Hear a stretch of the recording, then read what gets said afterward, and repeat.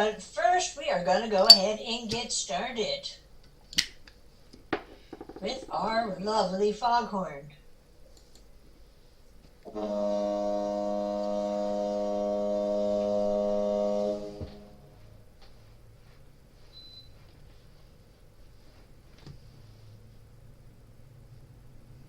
And good evening. Please be aware that the first hour and a half of this meeting will be recorded so that we can put it onto our website and podcast.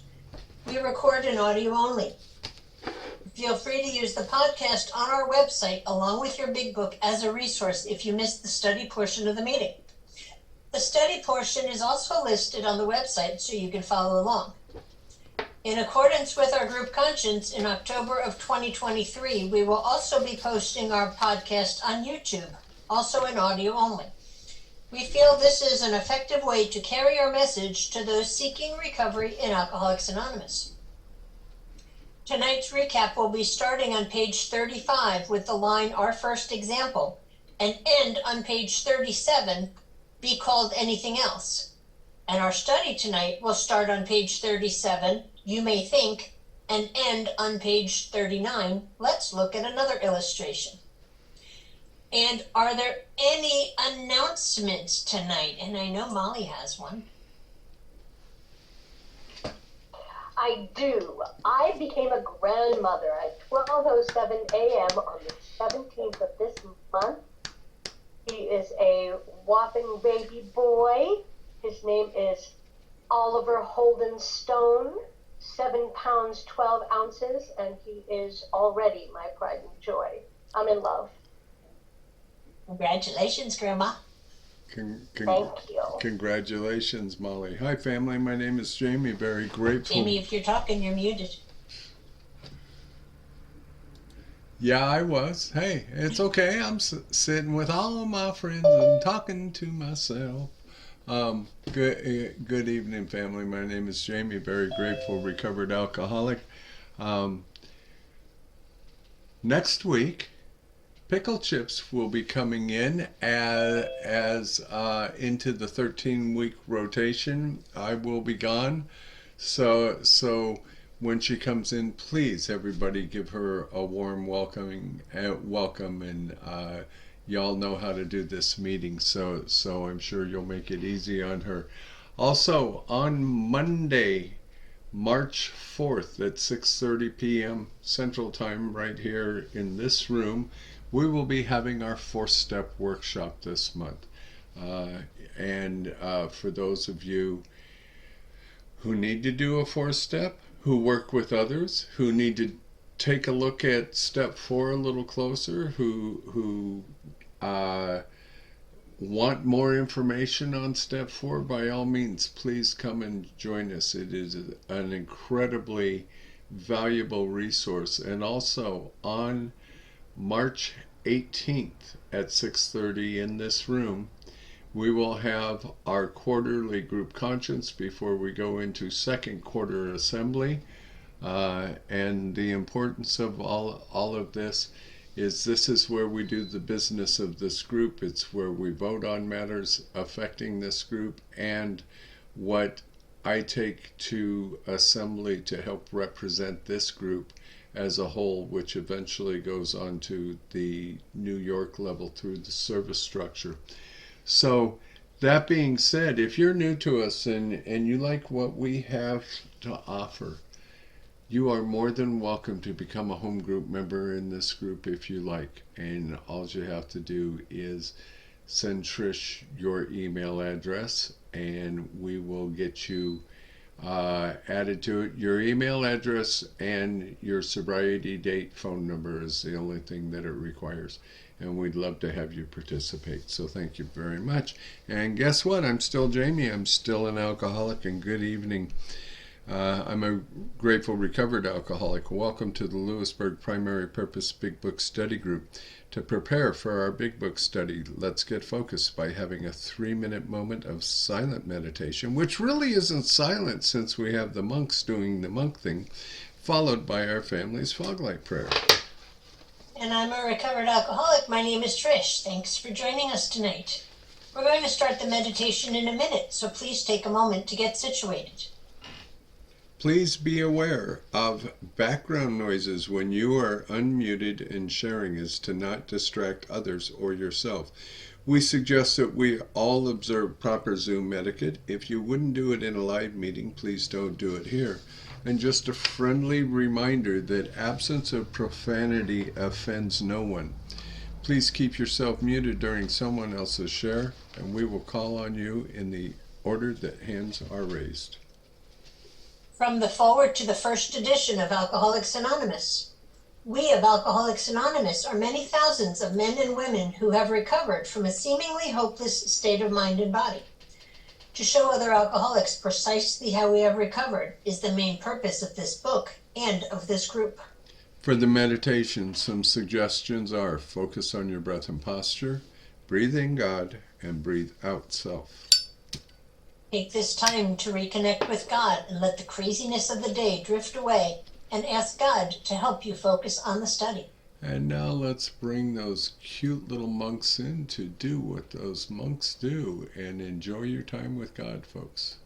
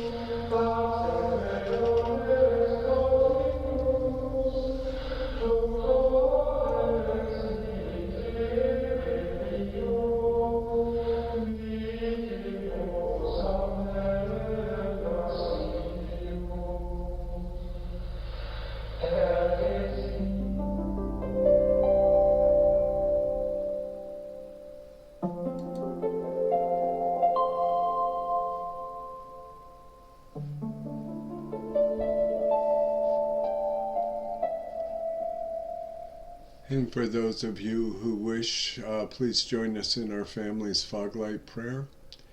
God, let your love shine through us like a fog light, so that those that are lost, sick, and dying can find your love through us. Amen.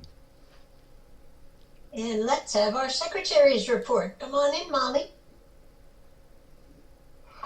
Good evening, everybody. My name is Molly. I am your recovered alcoholic secretary. I have asked Kat to read the recovered statement. We read this notice to explain why many people in this group identify as recovered rather than recovering, and what it exactly means to be a recovered alcoholic. Take it away, Kat. You need to unmute, Kat.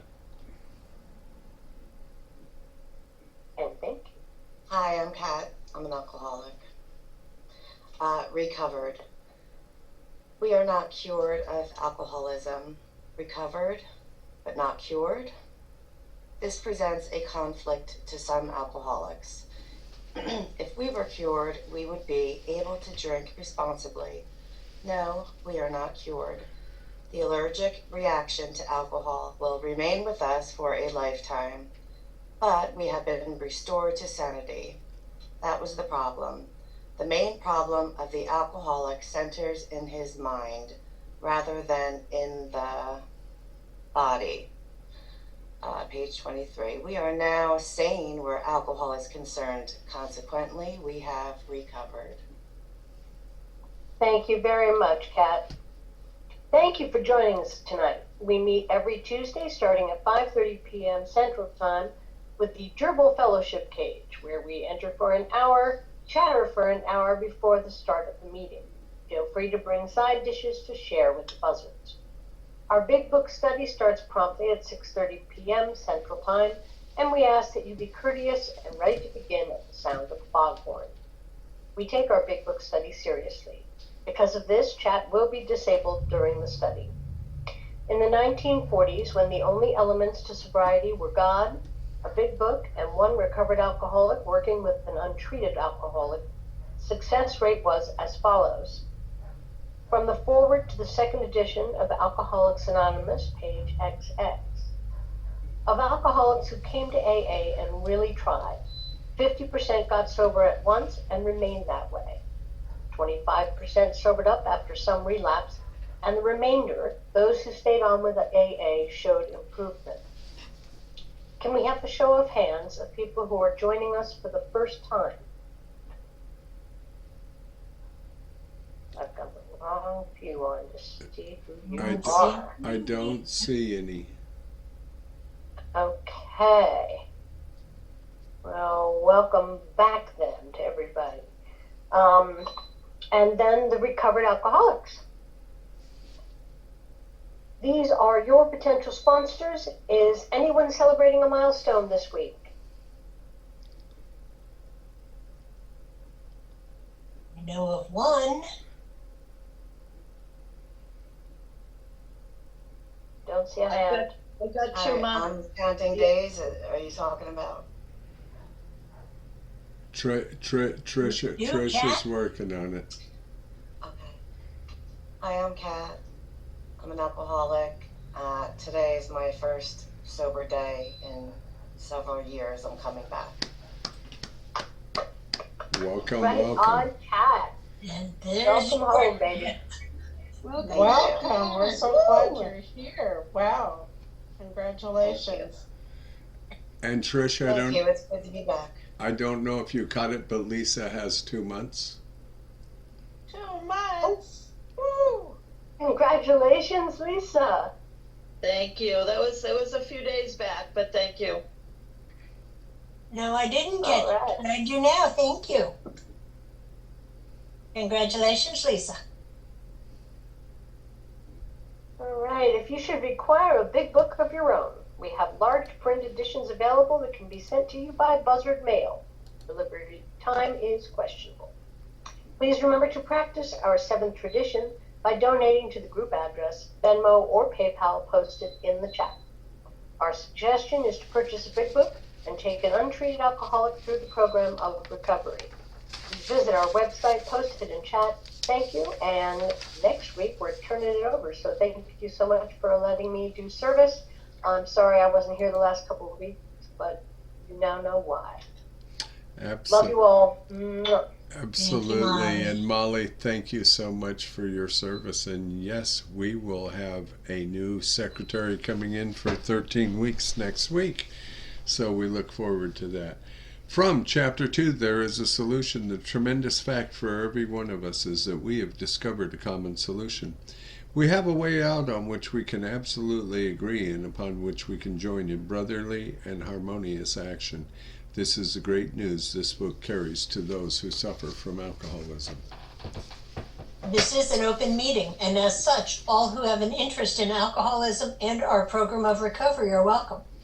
Because this is an open meeting, you need not identify yourself nor your reason for being here if you do not wish to do so. Your anonymity will be protected. We ask that you protect ours. While this is an open meeting, membership in this group is limited to those who wish to recover from alcoholism and have a desire to stop drinking for good and all. Each member of Alcoholics Anonymous is a potential sponsor of a new member and should clearly recognize the obligations and duties of such a responsibility. Before we begin our study of the Big Book, last week we reviewed Tradition 1. Tonight, let's take a quick look at Tradition 2. Please refer to page 562 of the book, Alcoholics Anonymous. I am Stephanie, recovered alcoholic, and 12 tradition number 2. For our group purpose, there is but one ultimate authority, a loving God, as he may express himself in our group conscience. Our leaders are but trusted servants, they do not govern. The long version. For our group purpose, there is but one ultimate authority, a loving God, as he may express himself in our group conscience. Okay, so basically, if we were a deck of cards, we would all be aces. Nobody can trump us, and we can't trump anybody else. We are all equal.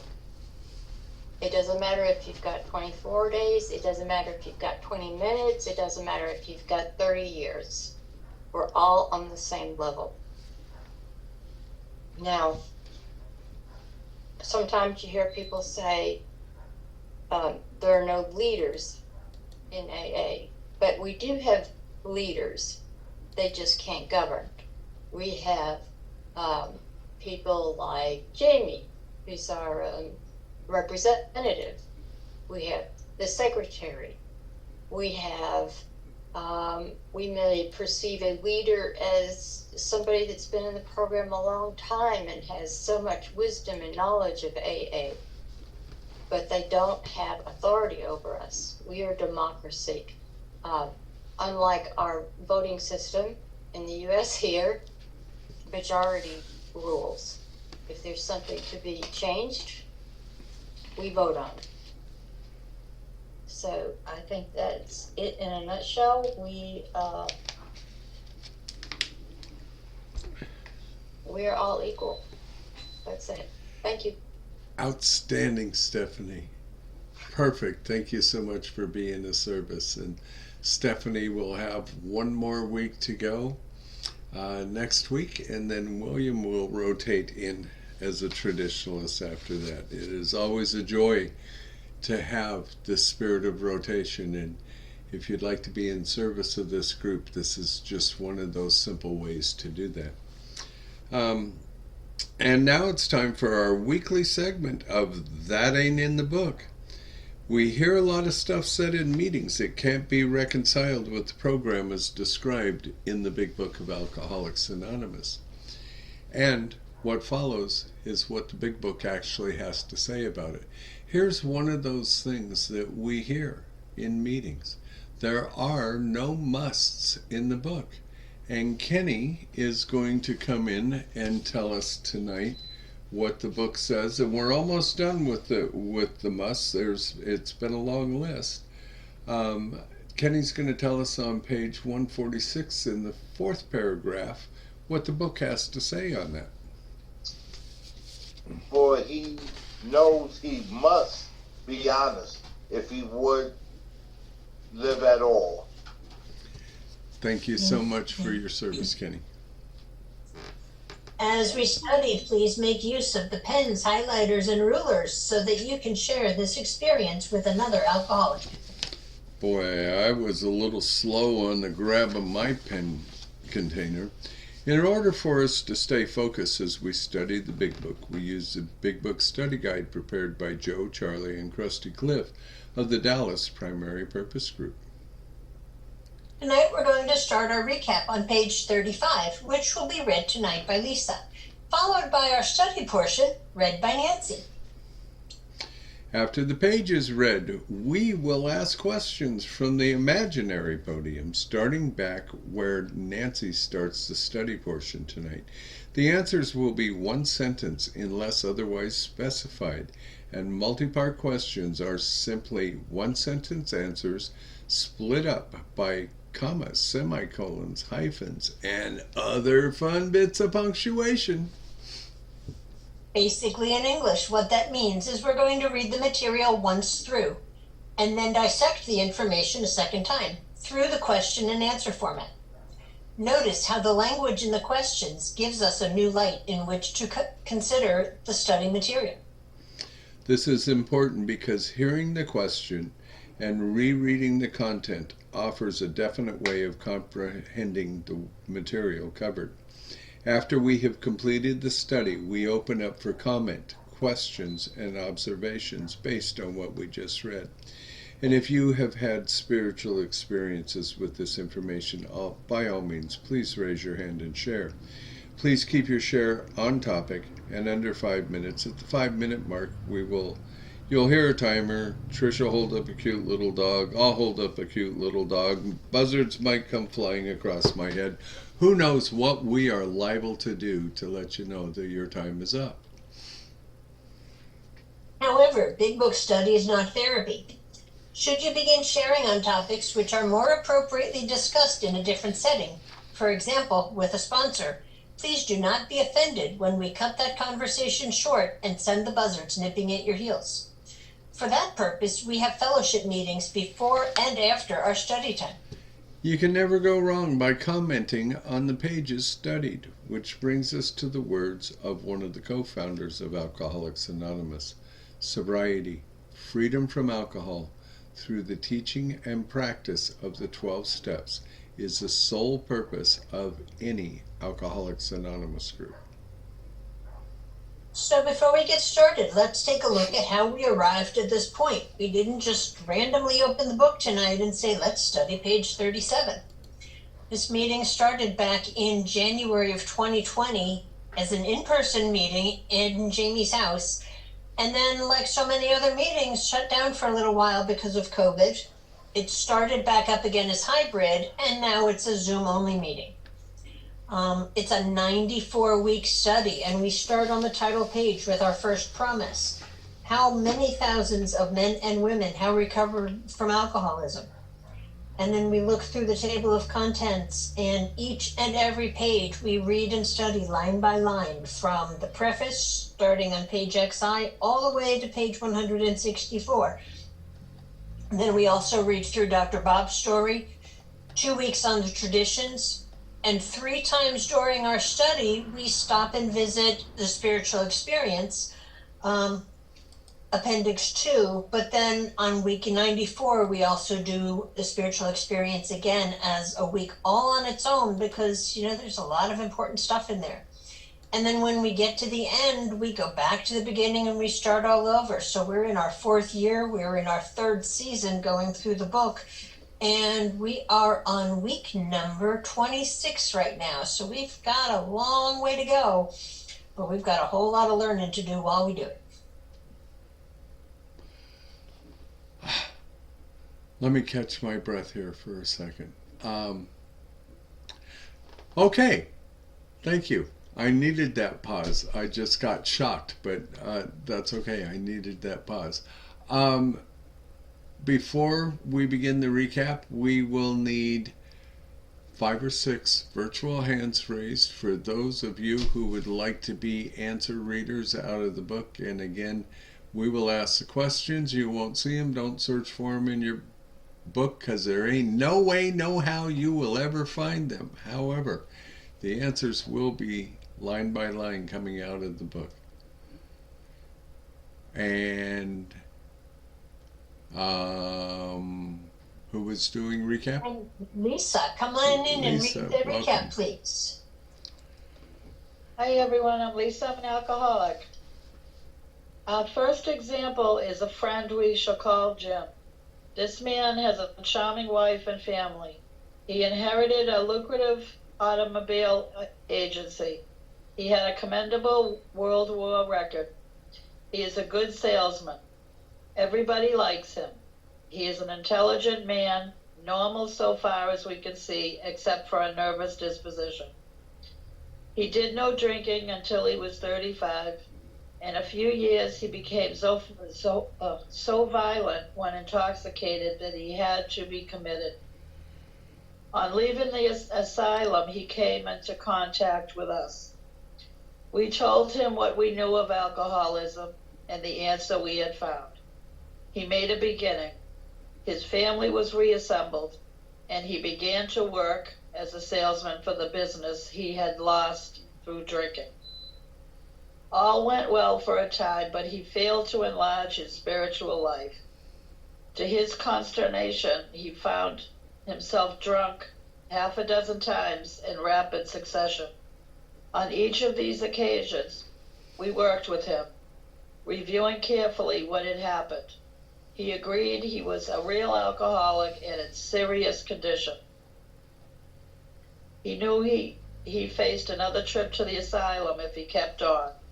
Moreover, he would lose his family for whom he had a deep affection. Yet he got drunk again.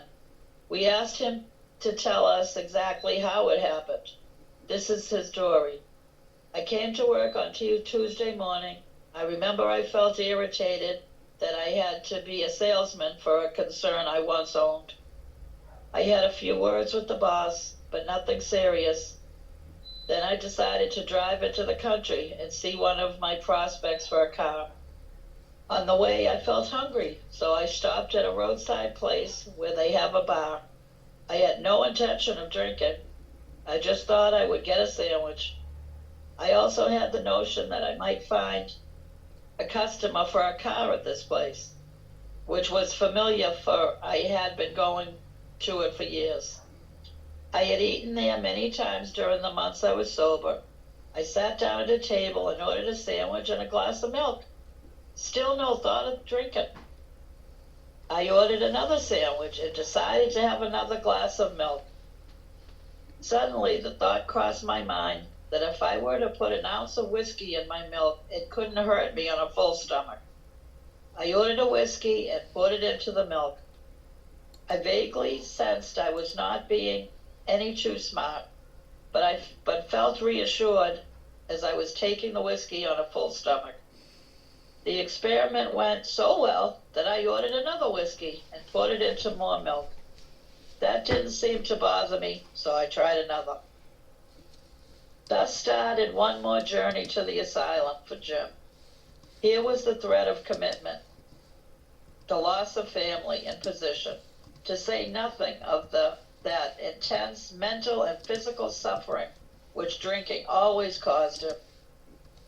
He had much knowledge about himself as an alcoholic, yet all the reasons for drinking were easily pushed aside in favor of the foolish idea that he could take whiskey if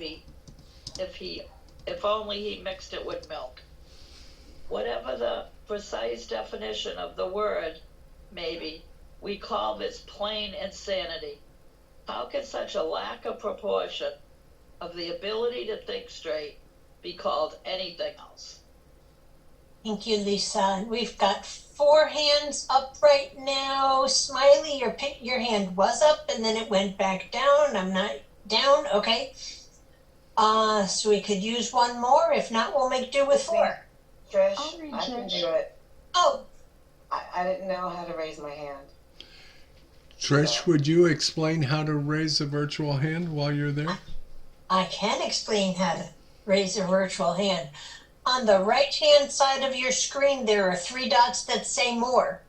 If you're on a computer, if you click more, then you will get a menu, and in the reactions, it will give you a raise hand option. Thank you. Okay. And then you lower your hand the same way. Okay, thank you. Thank you. So Nancy, come on in. Okay, Nancy Alcoholic. You may take this an extreme case. To us it is not far-fetched, for this kind of thinking had been characteristic of every single one of us. We have sometimes reflected more than Jim did upon the consequences, but there was always the curious mental phenomenon that parallel with our sound reasoning. There inevitably ran some insanely trivial excuse for taking the first drink. Our sound reasoning failed to hold us in check. The insane idea won out. Next day, we would ask ourselves, in all earnestness and sincerity, how it could have happened. In some circumstances, we have gone out deliberately to get drunk, feeling ourselves justified by nervousness anger, worry, depression, jealousy, or the like. But even in this type of beginning, we are obliged to admit that our justification for spree was insanely insufficient in the light of what always happened. We now see that when we began to drink deliberately instead of casually, there was little serious or effective thought during the period of premeditation of what a terrific consequences might be. Our behavior is as absurd and incomprehensible with respect to the first drink as that of an individual with a passion, say for jaywalking. He gets a thrill out of skipping in front of fast-moving vehicles. He enjoys himself for a few years in spite of friendly warnings. Up to this point, you would label him as a foolish chap, having queer ideas of fun. Luck then deserts him, and he is slightly injured several times in succession. You would expect him, if we were normal, to cut it out. Presently, he is hit again, and this time has a fractured skull. Within a week after leaving the hospital, a fast-moving trolley car breaks his arm. He tells you he has decided to stop jaywalking for good, but in a few weeks he breaks both legs.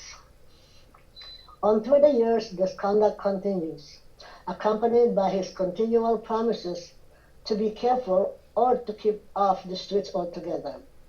Finally, he can no longer work. His wife gets a divorce, and he is held up to ridicule.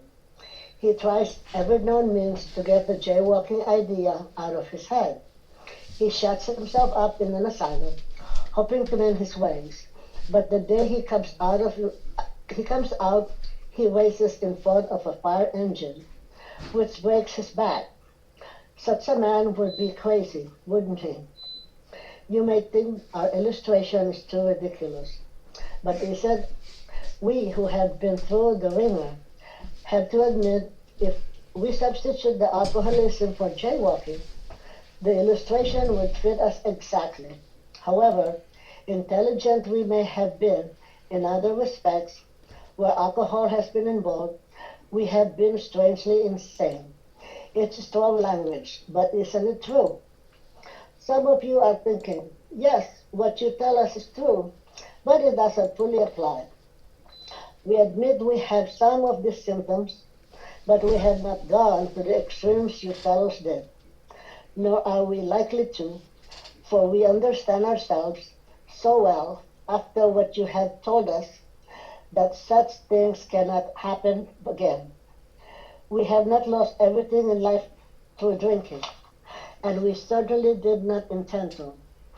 Thanks for the information. That may be true of certain non-alcoholic people who, though drinking foolishly and heavily at the present time, are able to stop or moderate because their brains and bodies have not been damaged as ours were. But the actual or potential alcoholic, with hardly the exception, will be absolutely unable to stop drinking on the basis of self-knowledge. This is the point we wish to emphasize and re-emphasize, to smash home upon our alcoholic readers, as it has been revealed to us out of bitter experience. Let us take another illustration. Thank you. Thank you, Nancy. And thank you, Lisa, for reading for us. For our answer readers, please speak clearly into your microphones and go ahead now and unmute yourselves. We will ask the questions from our script by Joe and Charlie and Cliff. The answers to the questions will be Does somebody have two devices on? Does somebody have two devices on? I shut mine off, Jim. Great. Okay, Okay. thank What are you. you doing? I'm on the computer. Okay, is the sound gone? Yes. Okay, we will ask the questions from our script by Joe and Charlie and Krusty Cliff. The answers to the questions will be sentence by sentence coming directly out of this week's study, beginning with the first sentence that Nancy read and ending with the last one. And Jamie will be coming in with a couple of comments throughout the reading. So our batting order tonight will be Kenny, Nancy, Jim, William, and Kat. So Kenny, you get our first question. Is this kind of thing far-fetched to us? And you get 2 sentences, please. You may think this an extreme case. To us, it is not far-fetched, but this kind of thinking has been characteristic of every single one of us. Thank you. And Nancy, have some of us given more thought to the consequences than Jim did? We have sometimes reflected more than Jim did upon the consequences. Thank you. And Jim, 2-part question. What is curious about the alcoholic's thinking, and what overrode our sound reasoning? But there was always the curious mental phenomenon that parallel with our sound reasoning, there inevitably ran some insanely trivial excuse for taking the first drink. Thank you. Comment. Are they pointing out to us that the mental obsession can also be called a mental phenomenon? And William, will sound reasoning keep us from taking that first drink? Sound reason failed it to hold us in check. Thank you. And Pickled Cat, what always wins out? I'm sorry, I don't see it on the screen. It's not on the screen. It will be in your book. Okay, I'm sorry, I misunderstood you. That's okay. I will skip you so you can find your place. We'll be on page 37. So I will go up to Kenny. What always wins out? The insane idea won out. Thank you. And Nancy, what do we then earnestly and sincerely ask ourselves? Next day, we would ask ourselves, in all earnestness and sincerity, how it could have happened. Thank you. And Jim, another 2-part question. Do we occasionally decide to get drunk and then go do it? And what prompts us to do such a crazy thing? In some circumstances, we have gone out deliberately to get drunk, feeling ourselves justified by nervousness, anger, worry, depression, jealousy, or the like. Thank you. And William, what are we obliged to admit after such a binge? But even in this type of beginning, we are obliged to admit that our justification for the spree was insanely insufficient in the light of what always happened. Thank you. Kat, are you caught up with us? I am, sorry. Okay, so you have a 2-part question. What do we come to understand when we start drinking deliberately? And at this stage of the disease, can we imagine what the consequences will be when we start drinking? Okay, am I on we have sometimes? We now see. Sorry, okay, we now see.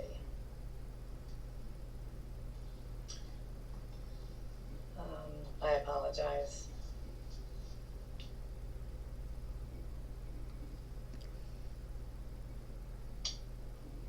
Okay, can you, I don't see it. I don't know what happened. Okay, I will go back to Kenny. Kenny, you got us? Yes, we now see that when we begin to drink deliberately instead of casually, there was little serious or effective thoughts during the period of premeditation of what the terrific consequences might be. Thank you. And I have a couple of comments. Again, is this mental obsession? Another comment.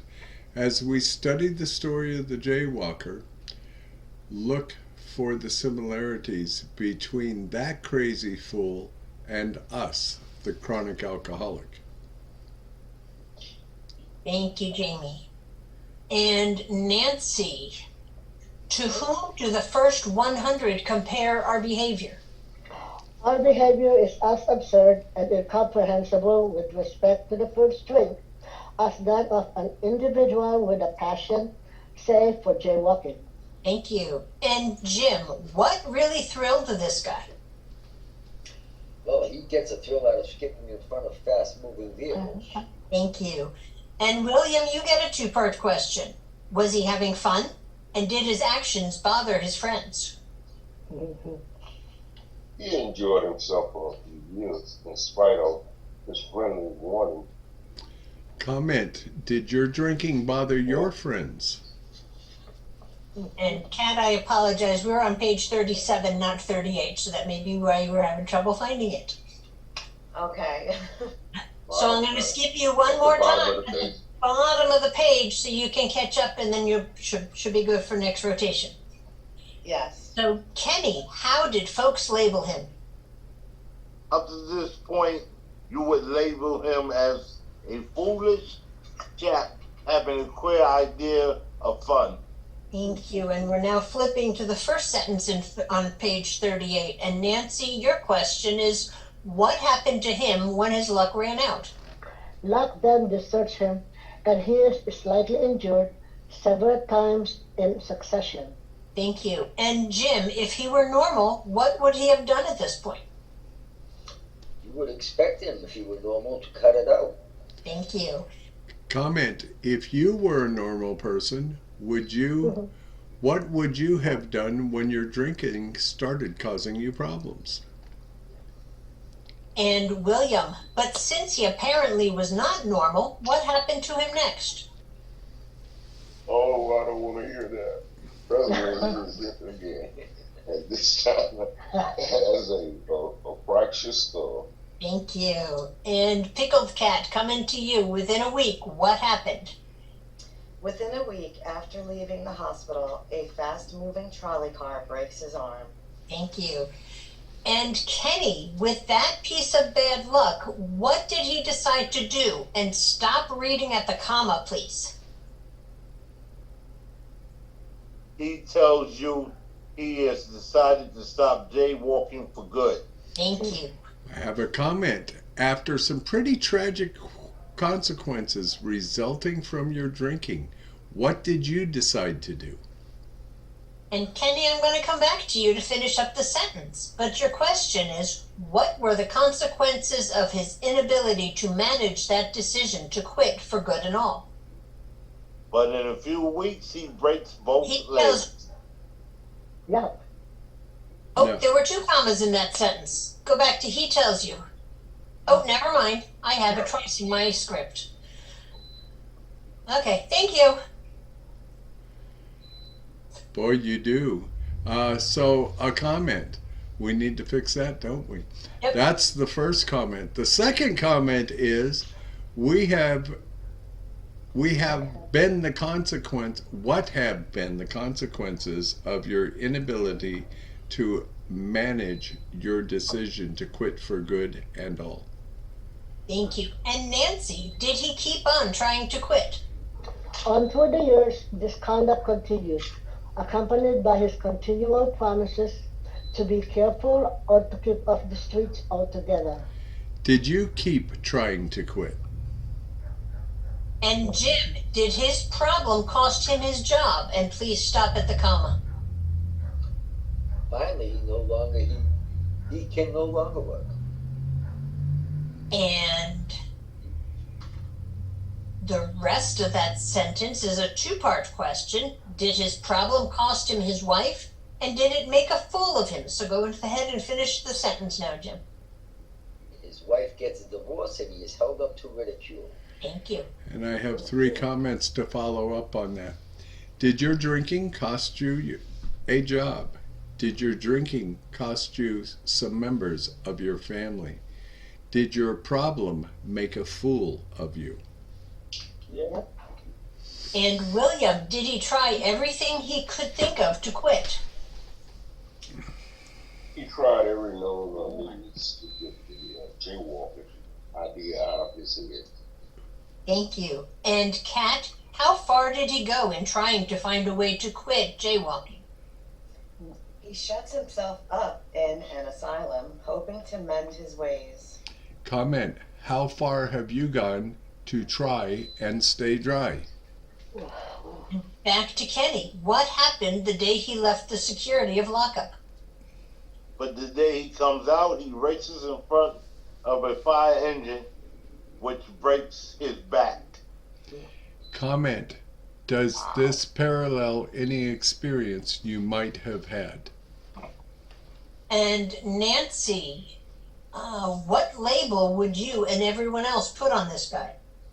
Such a man would be crazy, wouldn't he? Comment. What label would people who you know place on you? Please. And Jim, is this illustration ridiculous? 2 sentences, please. You may think our illustration is too ridiculous, but is it? Thank you. And William, what will we real alcoholics admit? We who have been through the ringer have to admit, if we substitute alcohol for jaywalking, the illustration will fit us exactly. Thank you. And Kat, as intelligent and as smart as we are, what do we honestly admit? However intelligent we may have been in other respects, where alcohol has been involved, we have been strangely insane. Thank you. And Kenny, is it true or false? It's strong language, but isn't it true? It sure is. Nancy, what do some alcoholics think? Some of you are thinking, yes, what you tell us is true, but it doesn't fully apply. And Jim, since we have done a good job of explaining alcoholism and they are full of self-knowledge, are they confident they can manage a decision to stay sober? We admit we have some of these symptoms, but we have not gone to the extremes you fellow did, nor are we likely to, for we understand ourselves so well after what you have told us that such things cannot happen again. Thank you. Finish up the paragraph, please. Okay. We have not lost everything in life through drinking, and we certainly do not intend to. Thanks for the information. Thank you. And William, who can stay sober based on self-knowledge? That may be true of certain non-alcoholic people who, though drinking foolishly and heavily at the present time, are able to stop and moderate because their brains and body have not been damaged as ours were. Thank you. And Kat, how well can the actual or potential alcoholic stay away from drinking based on self-knowledge? But the actual or potential alcoholic, with hardly an exception, will be absolutely unable to stop drinking on the basis of self-knowledge. Thank you. And Kenny, you had the first question and you get the last one. What point do we want to drive home to the alcoholic? And 2 sentences, please. This is the point we wish to emphasize and re-emphasize to smash home upon our alcoholic reader, as it has been revealed to us out of bitter experience. Let us take another illustration. Thank you. And we're now going to open up the floor for sharing. So if you have experience in the portion of the book we just read, please feel free to share. And a friendly reminder again, as we share, absence of profanity offends no one. And we'll open up for comment, questions, and observations and spiritual experiences based on what was just read. So let's see those hands. I'm going to go ahead and mute everybody who's got a hot mic in the interim. Hi, Jim. Come on in. Hi, I'm Jim. I'm gratefully recovered alcoholic. Yes, I so identify with this portion of the book because I am that jaywalker, figuratively and literally. You know, in my drinking adventures, I've literally been hit by a pickup truck. So right there, and it was basically I was jaywalking. I was walking along the road in Florida, and a police officer was standing there and he said, "You shouldn't be walking up here it's not safe. And I said, yeah. And I walked right out in front of a pickup truck and got hit by a pickup truck. How ironic. And yet millions of times I've read this, and it took me a long time to make that connection, you know? And just over and over again, you know? I have a head injury as a direct result of my drinking. And the very next day, actually right after I got out of the hospital, I was drinking. I picked up and started drinking. I was just obsessed with it. That's what I needed to do. I've injured myself so much with my drinking. Here I am. I'm in this book. I really am. Every single thing it says right here. This is all he knew me. He wrote about me before I was even born. In all seriousness. You know, where alcohol has been involved, I have been strangely insane. Absolutely unable to stop drinking on the basis of self-knowledge. You know, it's on and on. Thanks for listening, guys. Thanks, Jim. Glad you are here. Who is next?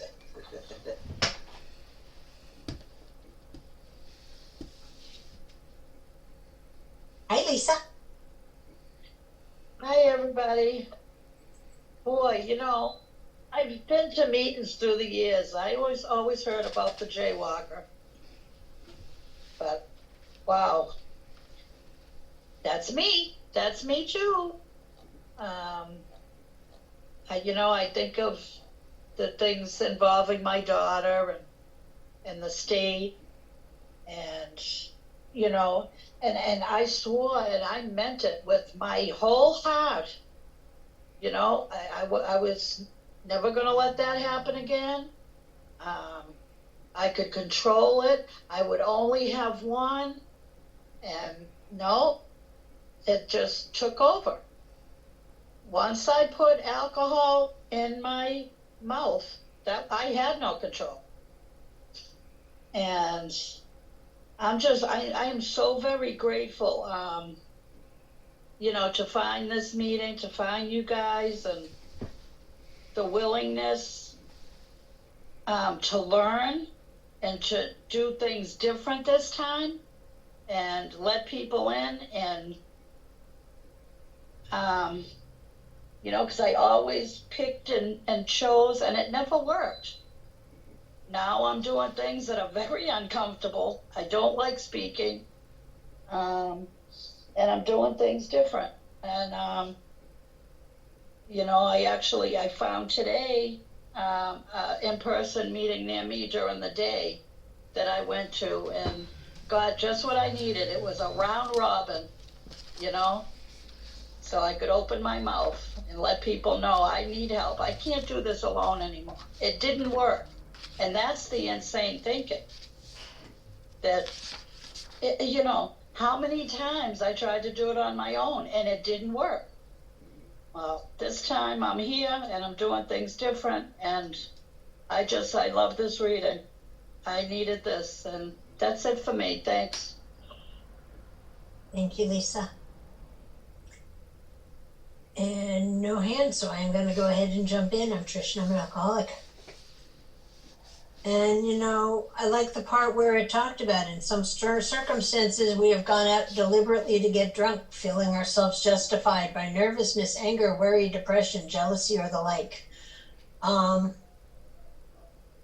drank over all those feelings and many, many more.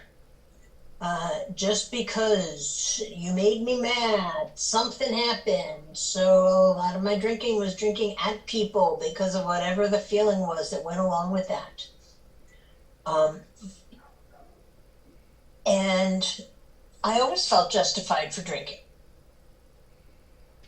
But then after I started learning about alcoholism, before coming in and especially after coming in, self-knowledge did not keep me from picking up again after a couple of months. I knew where I was going to go. I knew where I was going to end up. And, that self-knowledge, knowing exactly where I was going to end up, did not stop me.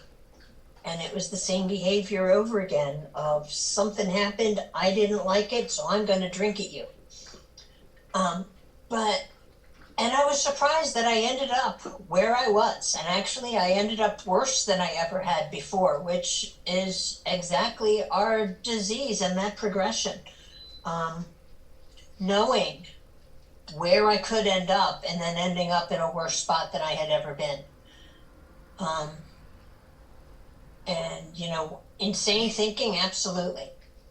Did I ask myself how it happened? No, I walked right into it willingly. I didn't have to ask myself how I got there. I took off the blinders and I walked right in, knowing where I was going, and did it anyway. Self-knowledge didn't help. The information I learned in AA didn't help. The tools that I was supposedly learning and carrying on to pray, ask God, ask other people, call somebody, all of that went out the window. And while I may not have lost a whole lot, I may not have gone to the extremes, as it said in the book, as some people did, that didn't stop me from knowing that if and when I picked up, that it was going to get worse. And then I experienced that it got worse. So self-knowledge isn't going to stop me from drinking. And it says that a bunch of times in the book. And, knowing now what I know, would I pick up under that circumstance? I would not, because I know where it's going to take me. But just because I know something, or at that point in my life, in my early sobriety, just because I knew something, it wasn't enough. Because I didn't have the tools, I didn't have that spiritual basis, and I certainly didn't have the relationship with God that I have now. And I felt like I was invincible. Nothing was going to happen. I was going to be okay. And thank God I made it back in. But I came in a lot more willing to do the work, to talk to other people, to admit to people that I hadn't been doing what needed to be done at that point.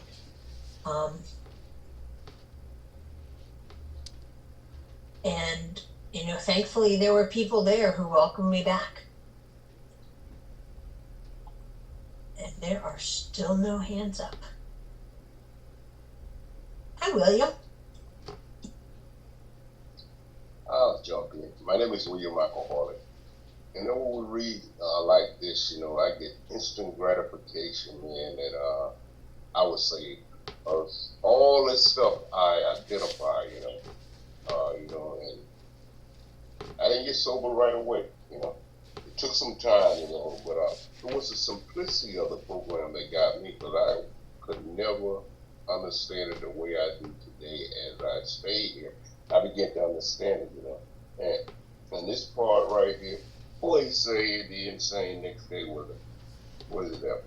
Anyhow, he was talking about the drink, and they told me the alcohol, and it's thinking that make him pick up the drink, And they told me when I got here, something that I could digest and take in was only 10% is the alcohol. The other 90% is your thinking.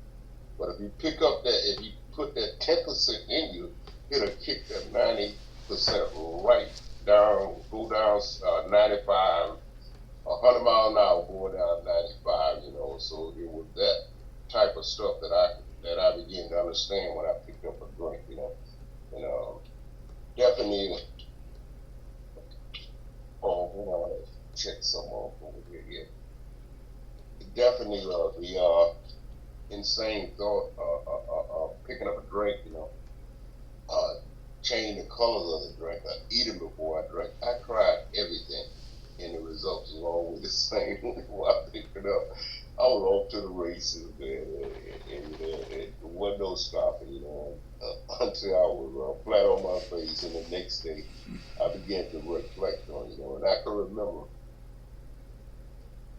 being sitting in the bar, going in the bar saying I'm not going to drink, and somebody would say, hey, what are you drinking? And they say, I say cranberry juice. They say, give them a drink on me, and before I know it, I be took that drink down and I hit my hand face on the bar and said, "Hell, I might as well get good and drunk, because I done messed up now." And that's where it was, you know. We wish, you know. Yeah, and it's because of this, you know what I mean. When I look back over my life, you know, that I'm so grateful, you know, and it was the part I read about the damage, the brain damages that we've done when we was out there drinking, you know. And I tell you, when I came to Alcoholics Anonymous and I was struggling trying to get sober, and every time they read how it worked, you know, I would say, it's a grave emotion and mental disorder. I said, that's wrong with me. You know, I can't get it, you know.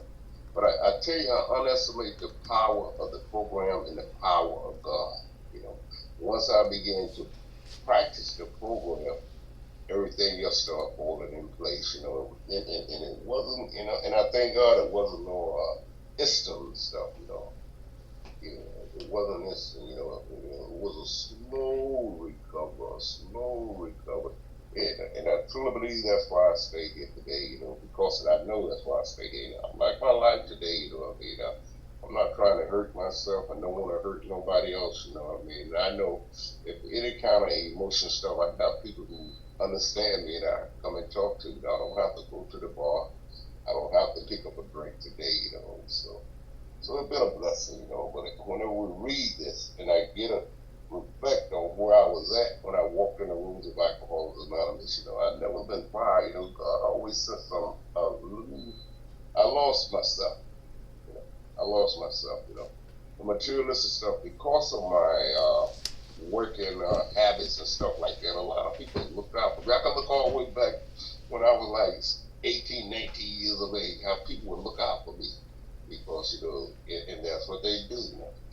People look out for you because they are getting something out of it too, you know. I was a good worker, you know, but I took all that work and turned it in on me through alcohol and the behavior of it, you know. So when we read this, they talk about the mental and the physical damage that we've done. I'm grateful that I'm sober today.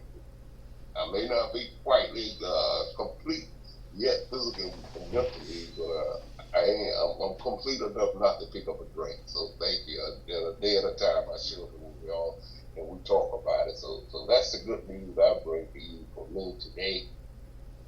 Just for today, I'm not drinking. You know, and whatever I think, I keep my mouth closed for a minute and talk to somebody about it so I can get some sane way of thinking about whatever's going on in my life. So thank you. Thanks, William. Hi, Doc. Come on in. Good to see you. Hello, family. I am Doc. I'm an alcoholic, and I used to be a cucumber. It's good to be here. I'm glad Jamie didn't give up on me, because I've been busy on Tuesday and Monday night, so I don't get any chance to get in on the Zoom much, but she reminded me over the last few months. So it's good to be here. And I cooked a little tonight, had a friend to take care of, and he had an operation, so I was trying to get him on here, but he's too out of it. But anyway, it's good to be here, and I chimed in. I when I got in, I knew exactly what page you were on.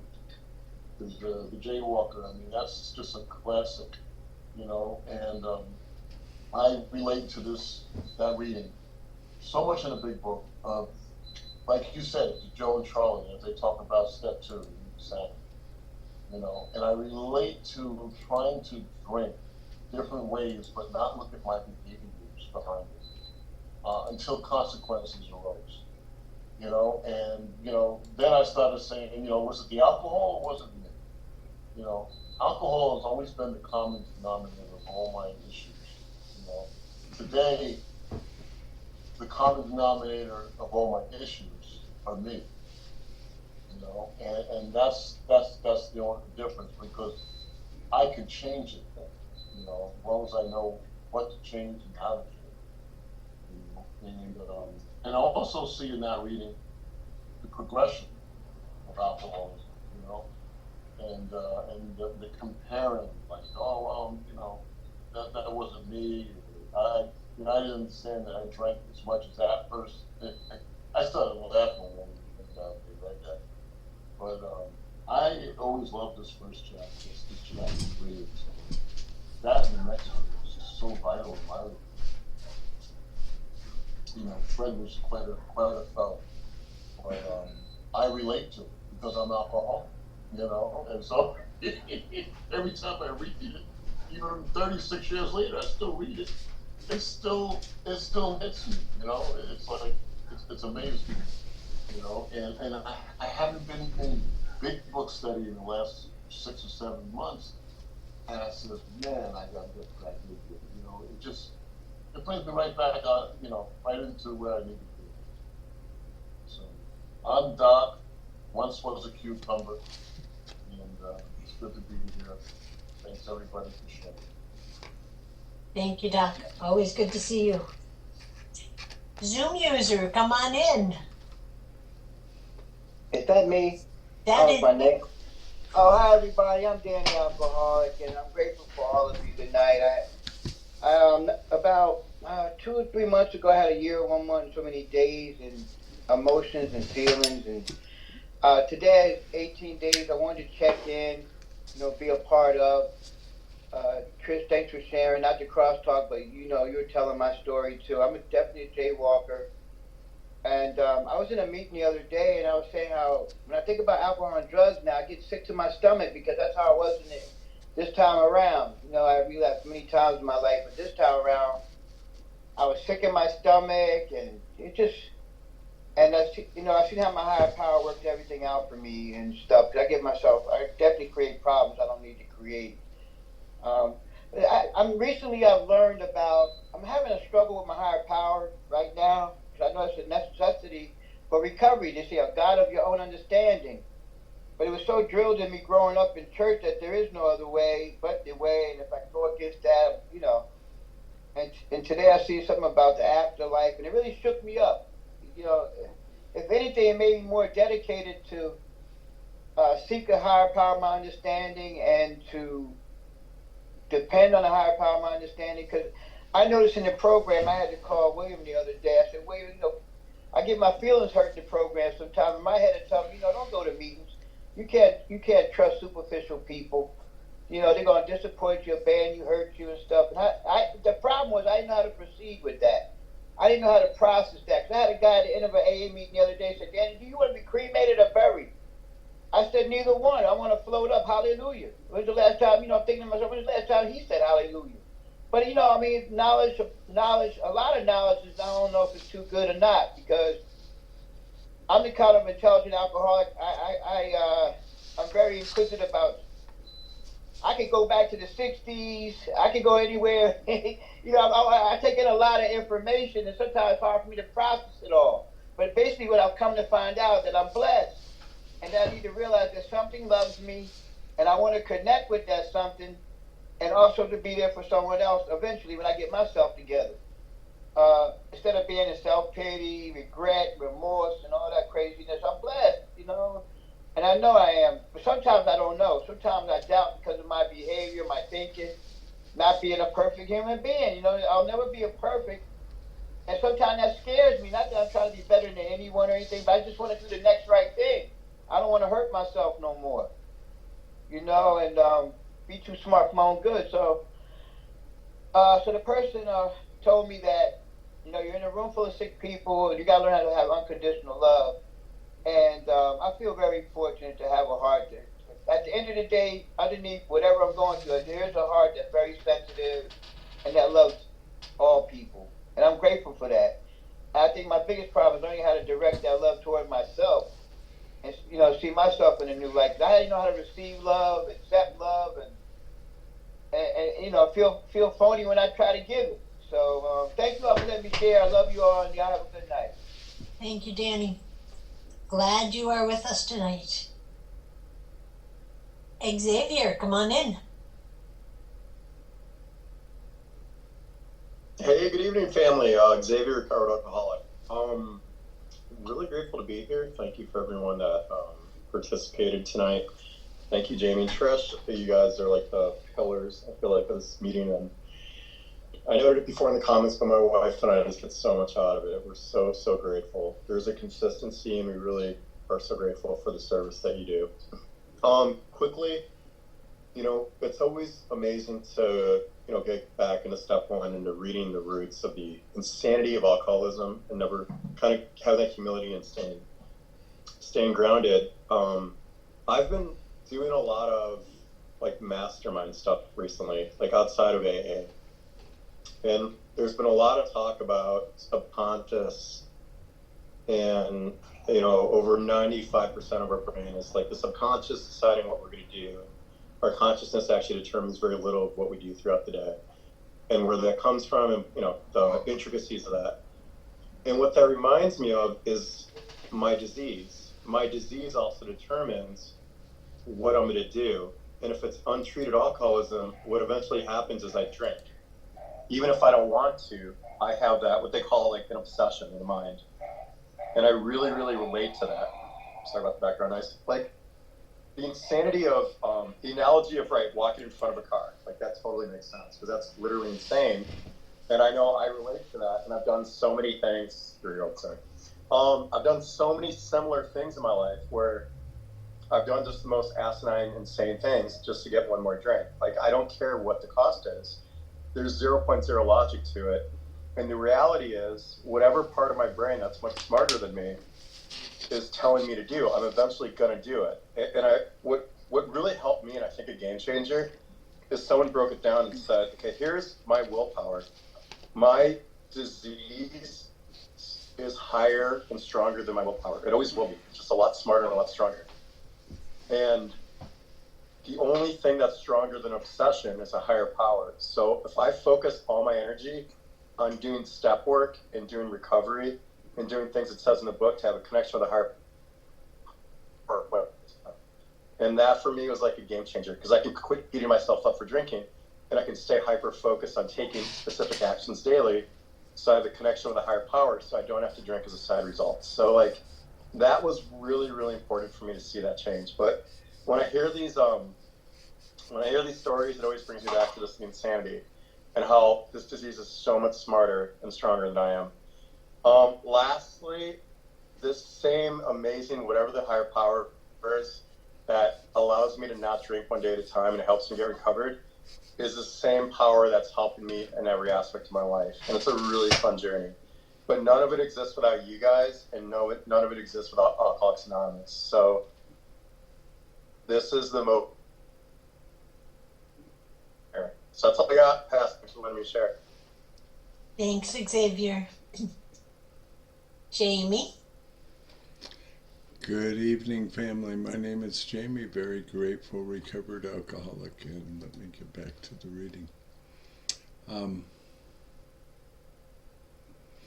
Start like I always do with this chapter. The doctor's opinion and the first 43 pages of this book are all about step 1, 51 pages in all, of teaching us, the individual, how to diagnose the only self-diagnosed disease in the world, our own alcoholism. So, there's a lot of great information here. Anybody ever know a professional student, somebody who spends most of their life going to school and never does anything? Recording in progress. Who hit the recorder? Recording stopped. Thank you. Thank you. That was obviously an accident. So anybody ever know anybody who's been a professional student and went to this class and this class and this class and got all of these degrees and stuff and never did anything to go out and earn a nickel with all of that education? The same thing applies to the big book of Alcoholics Anonymous. If all we do is study it and we don't put it into practical application in our life. Because it needs to become experiential knowledge in our lives rather than just understanding of what we have read. Otherwise, it's really useless knowledge. So, in the doctor's opinion, it refers to the mental obsession. And tonight, in this chapter, the book presents it in Jim's story as the curious mental phenomenon. And then we presented that mental obsession and phenomenon are very much of the same idea. But where I'd kind of like to tie that together is we all know that once we take the first drink, the allergy kicks in and the mental craving kicks in, the phenomenon of craving. Well, here's a consideration. When I take the first think, if I don't do something to turn it around, does it lead to the second think and the third think and the fourth think of, man, life hurts? And as it talked about tonight in Jim's story, about the idea of trivial excuses to pick up the first drink. See, there's nothing so bad in my life that has happened since I have been sober, no matter how emotionally devastating and painful it has been, to cause me to pick up the first drink ever under any conditions.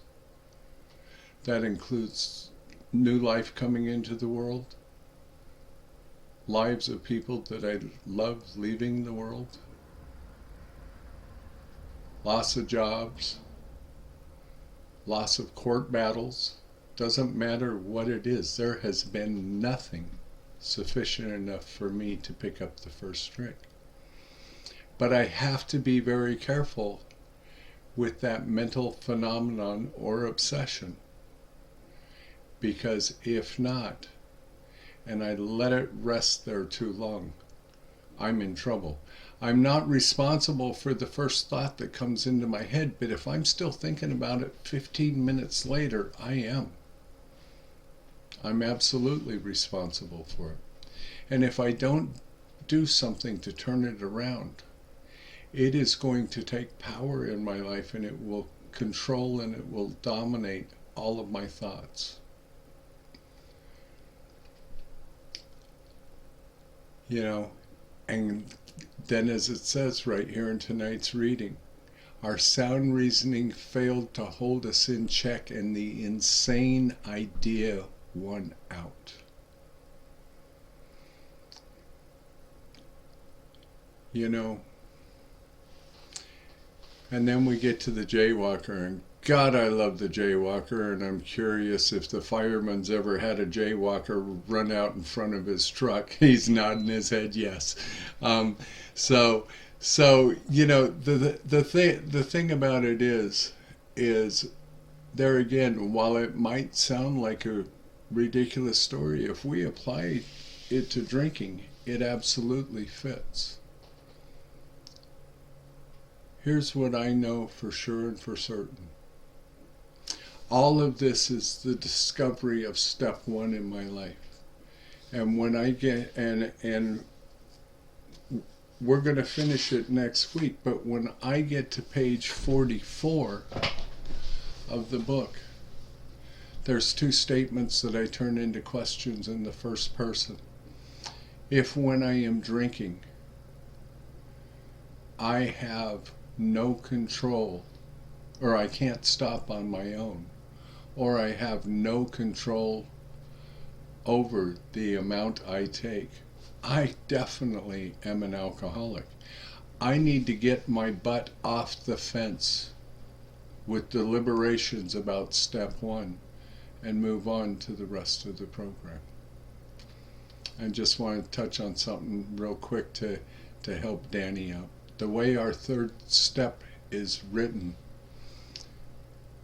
made a decision to turn our will and our lives over to the care of God as we understood Him. Here's a beautiful thing. We have 26, 27 people in this meeting tonight, and some of us may have the same ideal of God, some of us may not. but the freedom and responsibility each one of us is given to find an idea that will work for us is all that is necessary. That's all that's necessary.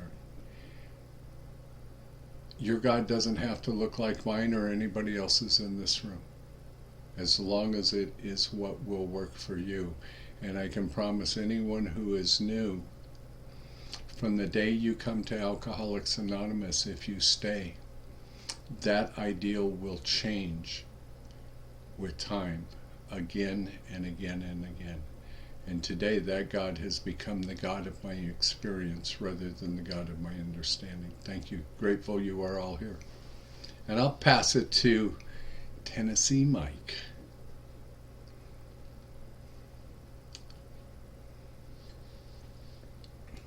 Hello, family. I'm Michael Nieper, and I'm an alcoholic.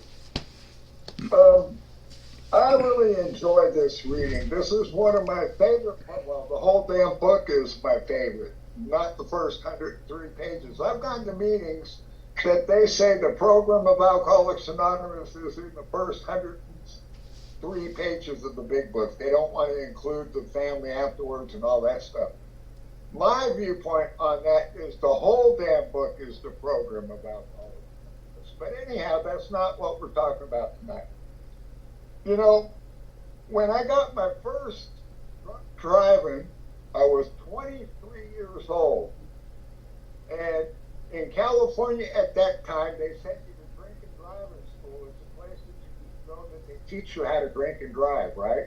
They told me that if I was to drink one drink an hour, I would never be too drunk to drive, right? And that's one 12-ounce can of beer or one glass of whiskey or one shot of whiskey or whatnot.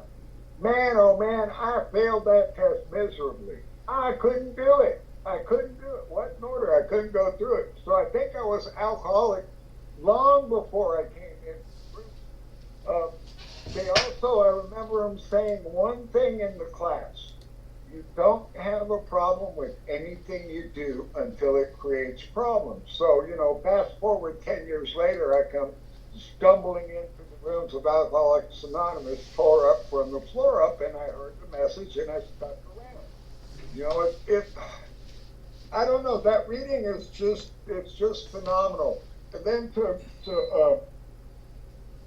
I like this part. I'm going to go backwards in the book a little bit and bear with me, but this is kind of goes along with what our reading is about today. And this is on page 24. This is analysis, so it's a very, very important statement. And it says, the fact is, Mike, lean into your mic. Lean into your mic a little bit. Thank you. Okay. Thank you, Jamie. This is on page 24. The fact is that most alcoholics, for reasons yet obscure, have lost the power of choice in drink. Our so-called willpower becomes practically non-existent. We are unable at certain times to bring into our consciousness with sufficient force the memory of the suffering and the humiliation of even a week or a month ago. We are without defense against the first drink. And hell, I only got to stay sober for 24 hours. We all do this in 24-hour segments, one day at a time. I'll give you a clue how my brain works. I have a friend of mine, well, he was actually one of my first sponsors. His name was Chuck. And not the Chuck from California, not Chuck Chamberlain, you know, new pair of glasses, not that guy. This guy was like a little Papa Smurf. Actually, he had a long white beard and he's no longer here, so I'm kind of emulating him. But he used to always end his share with, I might be drunk by midnight, right? Do you know it took me 25 years to understand precisely what he meant? That means that at midnight, when that clock strikes midnight, whatever I did today don't count. I'm working on a new day. It's a new day, a new program, or whatever you want to say. It's just a new day. I start my day over from scratch. And I don't know, it's good seeing everybody. It's good seeing you, Jamie. It's good seeing you, William. And it's absolutely wonderful to see Art over there in his rocking chair, just kind of taking us all in. And if I forgot anybody, our one and only, the lady that's running the thing. Oh, Toe Tap and Pickle Trish. It's good to see you, darling. It's really good to see y'all. Now, I'm not making any excuses for why I'm not showing up to this meeting, but I live in Unionville, Tennessee, and about 10 miles away from me, there's a meeting on Tuesday night that starts at 7 o'clock. It's in Shelbyville, Tennessee. And Tony Rice, the Tony Rice program brings in a shitload of newcomers. So I love being around newcomers. So, you know, that's my story, and I'm sticking to it. So, Danny, just one, somebody, I heard this one, really applicable. It's even applicable to me. They tell me, don't drink, and go to meetings. Just don't drink, don't think, and go to meetings. Bring the body, the mind will follow. And that's what I try to practice today. So I'll shut up for now. Thank you all. Thank you, Mike. Good to see you too. Always nice to have you join us. Hi, Pinky. Hi, Alyssa, recovered alcoholic.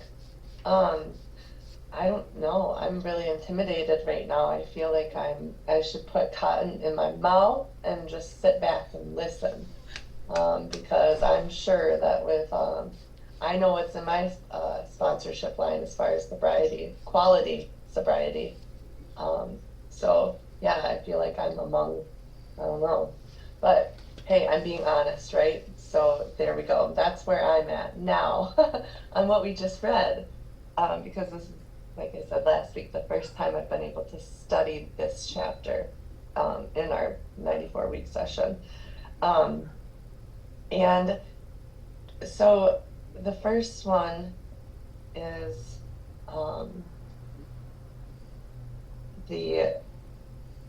in some circumstances, you've gone out deliberately to get drunk. Well, what brought me into the rooms this time? I drank at somebody. Here I am. Yeah, how'd that work out for me? Well, it brought me here. So I'm thankful for that because I was lost. And I had tried an in-person meeting back in 2012, and it didn't go the way I wanted it. So do you think I went back? But, so I can't, I'm thankful for that night today because it is giving me a life that I can manage today, and the miracles happen. So, you know, it's one day at a time, it's a work in progress. But today is turning out to be my best day so far, so I'm not going to complain. But every time this part is read, our behavior is as absurd and incomprehensible with respect to the first drink as that of an individual with passion save for jaywalking. Yeah. Mm-hmm. Looking at it now, like, you know, I was never able to see it in it, but now that I'm removed from it, things crop up. You know, I was a mess, and that doesn't make, worse stories, but I had appointments today, and we were driving, and you know, for reasons, I have not gotten my license back. There's a lot of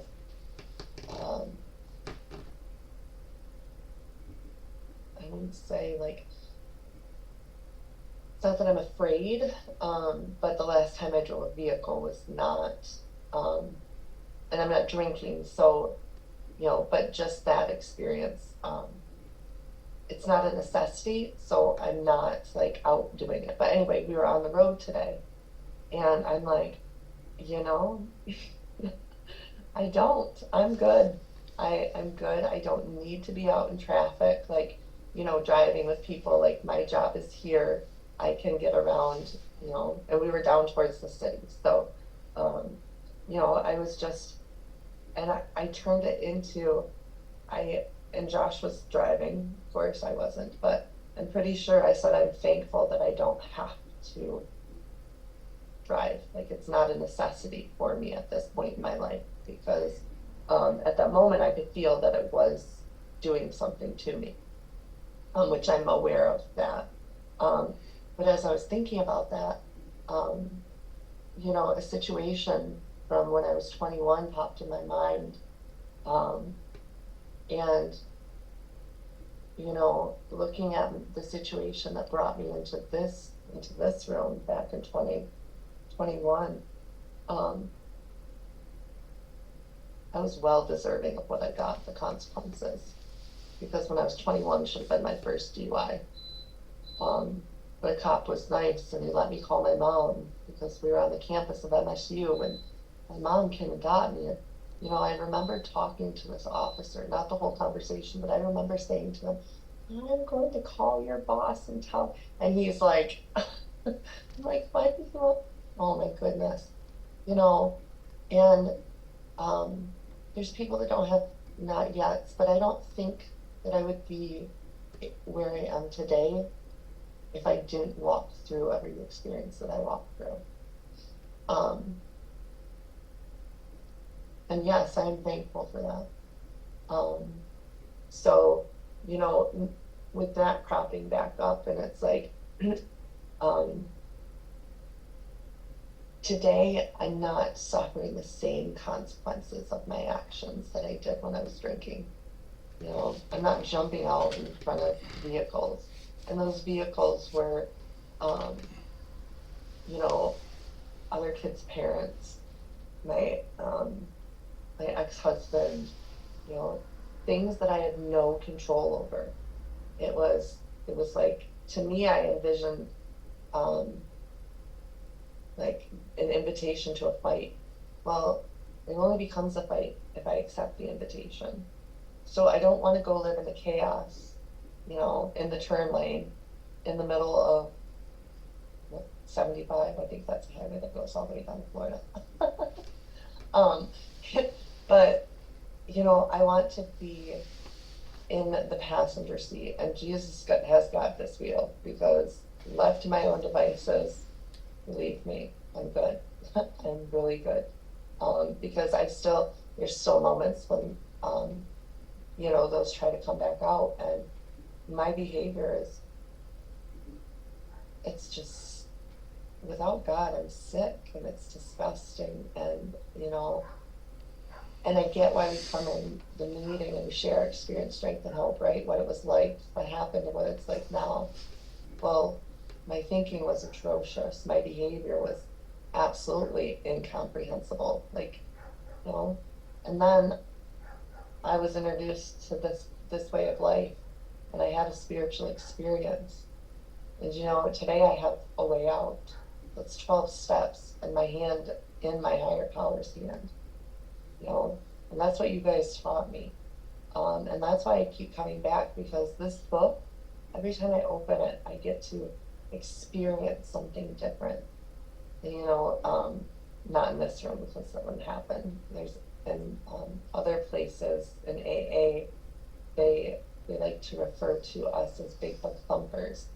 Well, you know what? I'd rather be thumping the solution than be thumping the end of a bottle or the jail cell that, you know, likes to trap me when I'm left to my own devices. So, yes, I'm going to keep picking this book up, because every time I do, there's miracles that happen. And even when I don't pick it up, if I'm doing the suggestions, the miracles happen. But that's because I'm connected to my higher power. And me just saying that's happening to me, me admitting that's a miracle. Because, you know, even when I came in and I saw everybody else, the miracles happen. I'm like, yeah, right, that's something happened to me. But here I am, and it's happening to me, and I really am speechless about it. So thanks for letting me share. I love you all. Thanks, Pinky. Good to see you. Fireman, come on in. Hello, everyone. Good alcoholic. You know, these pages in this book is a life saving. Is a way of life for me now. It's tells me who I was, when I drank. The read of the Jaywalker, and I'll never forget my first sponsor. And he wasn't taking me through the steps right away, but he did keep me in the pages we read, and I would say, really? Isn't there something else he couldn't have put in there today? I totally relate to it. But I think I feel Bill Wilson was just trying to point out the insanity in us. Well, look at it this way. I like the guy that many years ago in his story, in his share, he was speaking. He says he has his own story. If you ever see the Deer Hunter, and one goes to find his buddy, and he finds him in a Vietnamese village playing Russian roulette. And put a bullet in the chamber, in the wheel, and then as it keeps going around, they put another one in there. And finally it does go off. It all relates. I can relate to that story too. That insanity, our sound reasoning failed to hold us in check. The insane idea went out. The going out deliberately to get drunk. Today I can describe King Alcohol's realm, that I was a denizen in his realm. Mine was when I got tired. My wife didn't do much yelling at me, and she just wouldn't talk to me. And once friends knew how I drank, I wasn't drinking with them anymore. They didn't push me to the side, I pushed them to the side. I'll never forget checking into hotel rooms. I said hotel rooms, not motel rooms, so I thought I was better than motels. And so I could deliberately just get drunk. And no matter how much I brought with me, the job wasn't getting done. I couldn't drink into a blackout. I couldn't drink myself to sleep. There are words to describe that moment in time when I was in that hotel room, but I can't think of one right now, except that it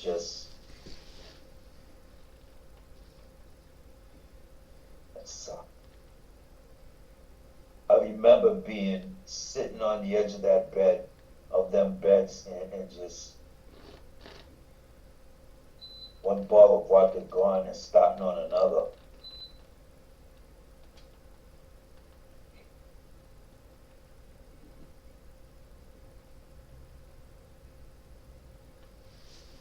The illustration they talk about, too ridiculous. Yeah, I thought it was ridiculous. I thought that it was a ridiculous idea. Because, I was still with the self-knowledge would fix me. I went to detoxes, I went to rehabs, and I said, I'm good, I know what to do now. I didn't know nothing.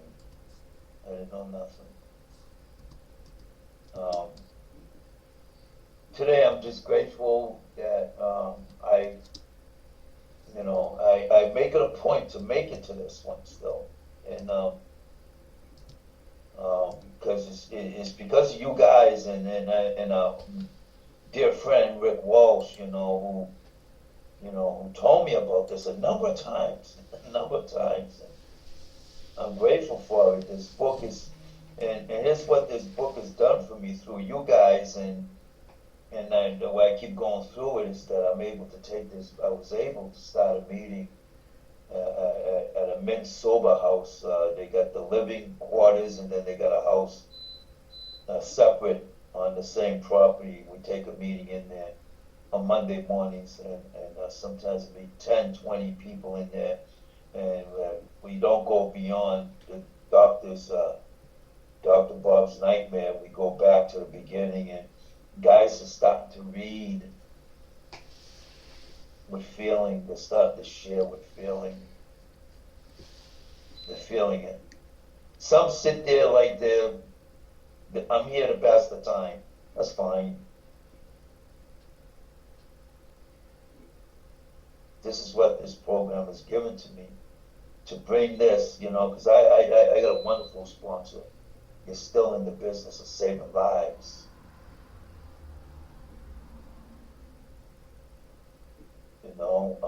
I've got, and these pages here, even as I just sit and not participate in the questions and answers, I follow, and I too have gotten better with this book. If I lose my place, it doesn't take me long to find where we're at, to fall back in. Never could do that before.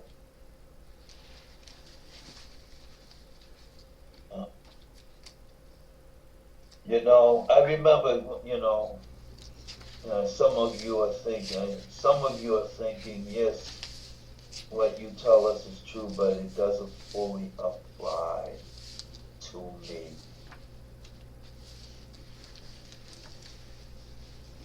Doesn't fully apply to me.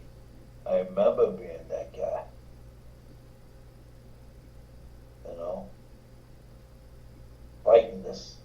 Fighting this life that I have today. I don't know. This program is, and I too love him, the newcomer. I tried to help one, and me and a few others, and spent some time on the phone with him again. And I got 3 days now. I gave him a thumbs up. Good. I want to tell him, keep doing it on your own, but I won't say that.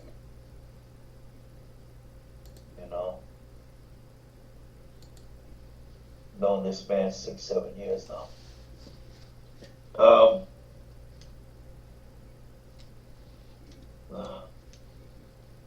But today is a promise to me, but the actual or potential alcoholic, without an exception, will be absolutely unable to stop drinking on the basis of self-knowledge.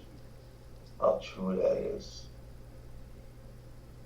This is a point we wish to emphasize and re-emphasize. Thank you for re-emphasizing. Thank you for the re-emphasizing to smash home upon our alcoholic readers, as it has been revealed to us out of bitter experience, and bitter experience is a very mild word. I'll never forget being in that motel rooms, trying to get drunk and could not.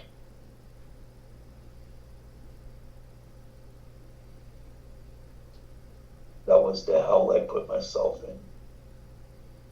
I'll show you, I'll go deliberately to go get drunk and could not get drunk.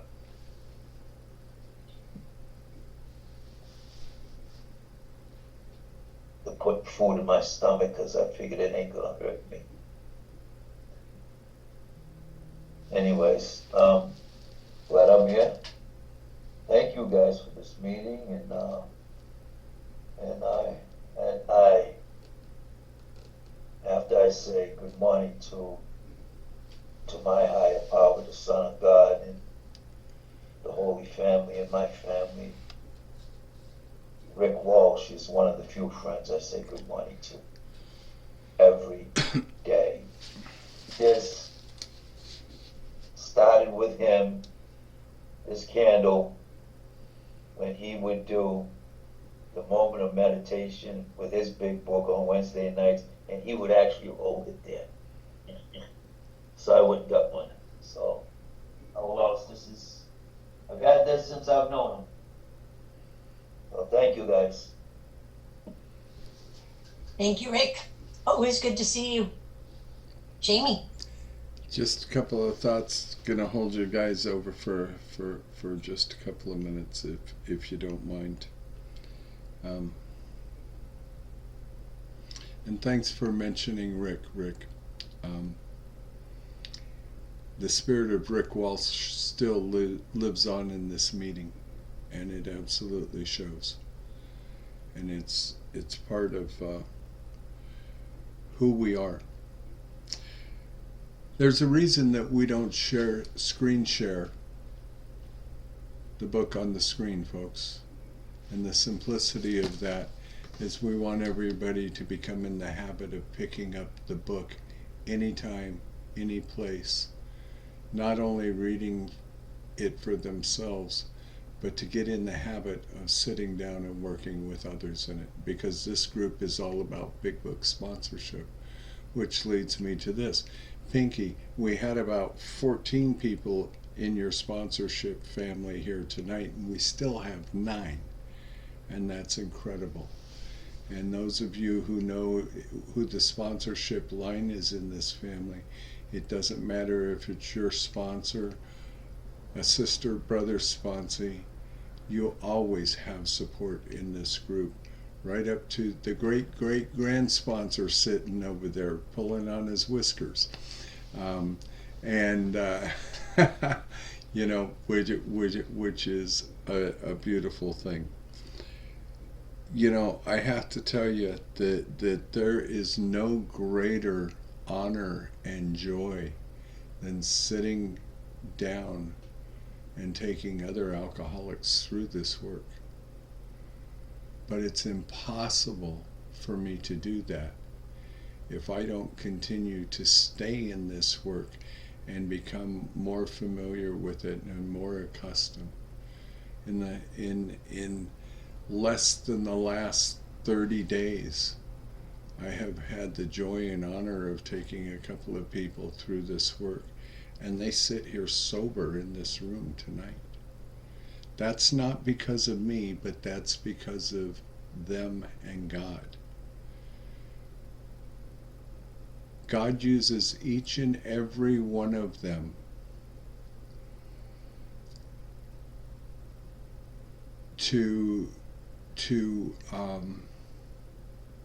each and every one of us as a vessel, as a channel. When we talk to another alcoholic, when we work with another alcoholic, God uses us as a direct channel between them and God until they can find the God of their own understanding, which is a beautiful thing. And let me see what your message said, Pinky.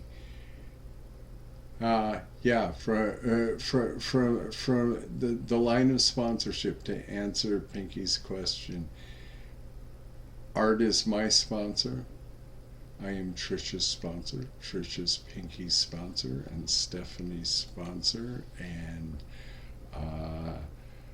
Anne is my sponsee, and Nicole is Trisha's sponsee, and Xavier is part of our sponsorship family, and so on. And so we have at least 5 generations here tonight, which that's cool. That's very cool. And it shows that sponsorship line works, and what a blessing it is to have that. So there you go, Pinky. And I'm sure I missed a couple.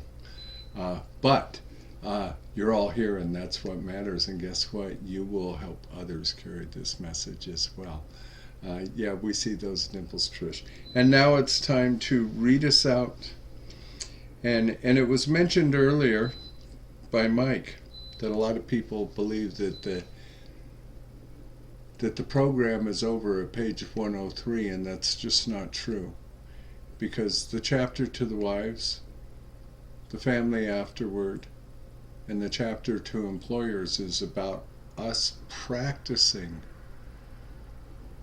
the first 11 steps in all of our affairs, in every aspect of our life. In our homes, as many of us know, and our workplaces can be the hardest place to do that.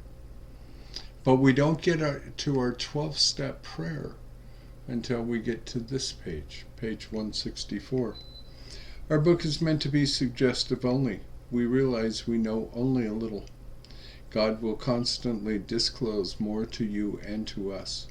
Ask Him in your morning meditation what you can do each day for the man who is still sick. The answers will come if your own house is in order. But obviously, you cannot transmit something you haven't got.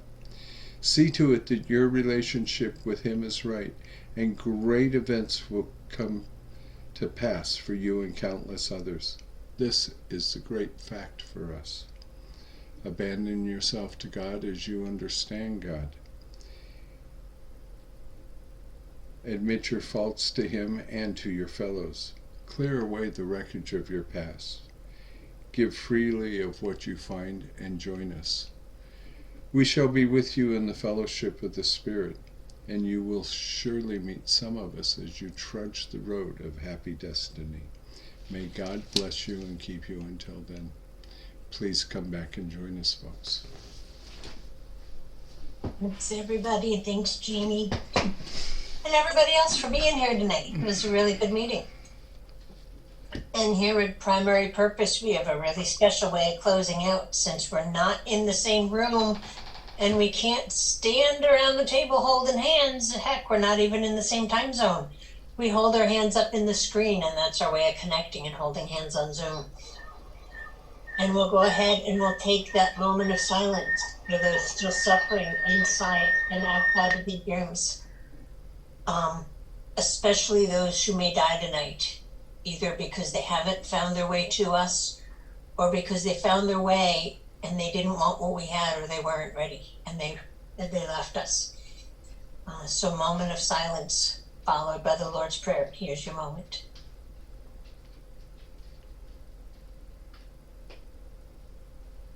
Thank you. Who brings us from shame to grace if we let Him? Our Father, who art in heaven, hallowed be thy name. Thy kingdom come, thy will be done, on earth as it is in heaven. Give us this day our daily bread, and forgive us our trespasses, And forgive us our trespasses, as we forgive those who trespass. And lead us not into temptation, Lead us not but into deliver us from evil. temptation, For thine is the kingdom, the power, and the glory, forever and ever. Amen. Thy will. Thy will be done. Good night, everyone.